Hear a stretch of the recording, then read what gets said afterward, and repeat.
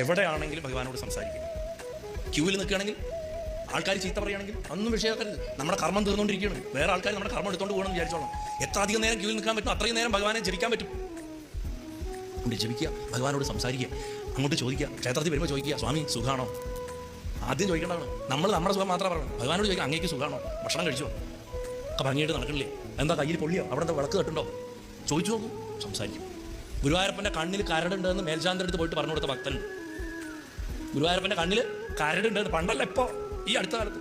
എനിക്കൂടെ എഴുക്കോട് തിരുമേനിയായിട്ടാണ് നമ്മുടെ ശബരിമല മേൽശാന്തി ആയിരുന്നല്ലോ. അദ്ദേഹം ഗുരുവായൂരപ്പൻ്റെ മേൽശാന്തി ആയിരിക്കുന്ന കാലത്താണ് എഴുക്കോട് കൃഷ്ണദാസ് അദ്ദേഹം പറഞ്ഞിട്ടുണ്ട്. എവിടെ അല്ല അങ്ങനെയുള്ള ഞാൻ പറഞ്ഞത്, ഭഗവാൻ നമ്മൾ സംവദിച്ചാൽ തിരിച്ച് സംവദിക്കും. അതുകൊണ്ട് ഭഗവാനോട് സംവദിക്കും. നമ്മൾ പ്രത്യേകിച്ച് നഗരങ്ങളിലൊക്കെ ജീവിക്കുന്നവരും ജീവിതത്തിന് വളരെ തിരക്കുള്ളവർക്ക് നമുക്ക് ജപിക്കാനും പ്രാർത്ഥിക്കാനൊക്കെ ഒട്ടും ചിലപ്പോൾ സമയം കിട്ടിയില്ല. പക്ഷേ ഭഗവാനോട് നമുക്ക് എപ്പോഴും സംസാരിക്കാൻ പറ്റും. നമ്മൾ ചെയ്യുന്ന ഓരോ പ്രവൃത്തിയും ഭഗവാനെ സമർപ്പിച്ച് നമുക്ക് ജീവിക്കാൻ സാധിക്കും. അത് ഭക്ഷണം ഉണ്ടാക്കുകയാണെങ്കിലും, സ്നേഹിക്കുകയാണെങ്കിലും, മക്കളെ വളർത്തുകയാണെങ്കിലും, സിനിമ കാണുകയാണെങ്കിലും, എന്തും